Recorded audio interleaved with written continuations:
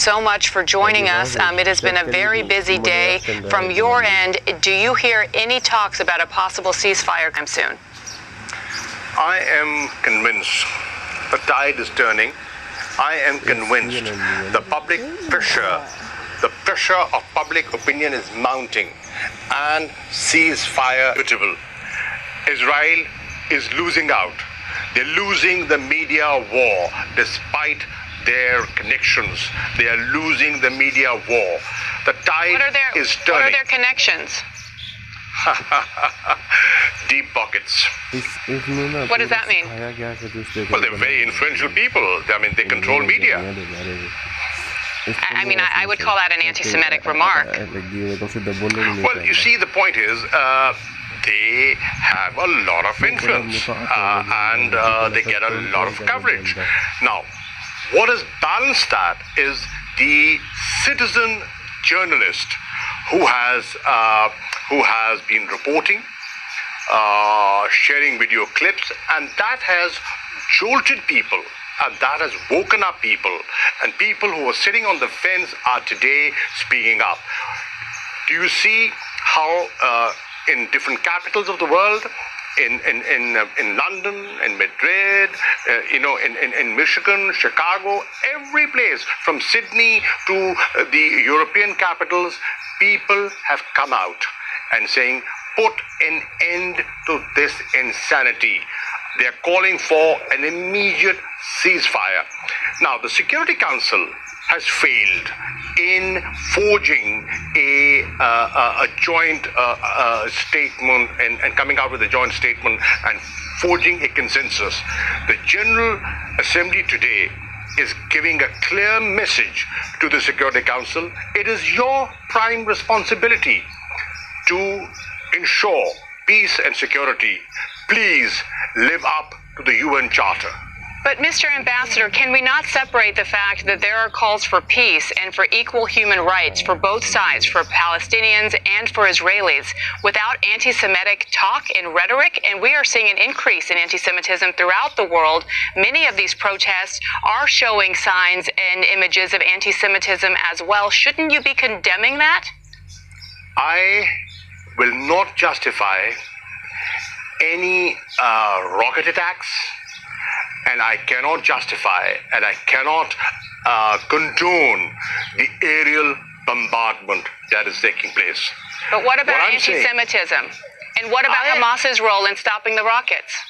I am saying when you do not engage, when there are no negotiations, when there is occupation, when there's genocide, when there's war crime, when there's ethnic cleansing, then an extremist element takes advantage of that situation. Avoid it. How do you avoid it? You avoid it by pursuing a two-state solution, by adhering to the Security Council resolutions, respecting them, implementing them, fulfilling the promises that have been made and have been often broken. So, I believe that the answer is Israelis and Palestinians living side by side in peace, and it can only be done through a two-state solution, through negotiations, by cessation of hostilities, and a ceasefire is the first step in that direction. Does that include condemning anti-Semitism and condemning statements? I am not justifying any of that. You began this conversation. I am so sorry. There are so many things I want to talk to you about, but I personally am offended as a journalist. You began this conversation by saying that suggesting that Israel has, quote, close friends and powerful friends in the media. That is an anti-Semitic trope.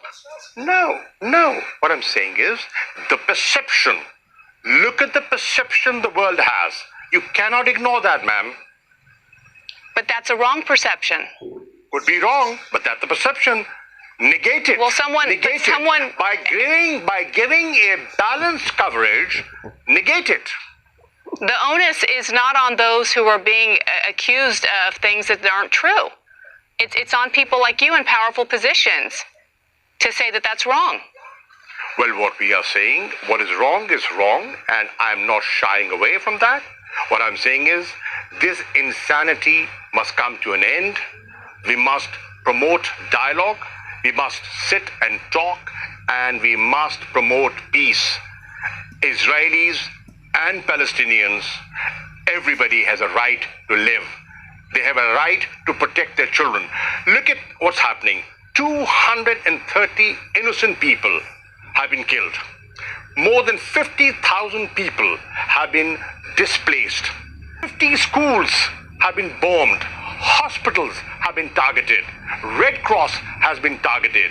The AP office, media outlets have been targeted. And what they're saying is, okay, if you think there was Hamas presence there, why don't you have an independent investigation? Well, I believe that Israel did provide in some information and shared intelligence with the U.S., but let's go back to the other side, because there are obviously Israeli casualties as well. And I keep bringing this up because if you're going to be an honest broker, then you have to approach something like this seem to be the place where you're coming from. Well, I am objective, and I would want to be objective. Loss of life, I will not condone. Every life, every human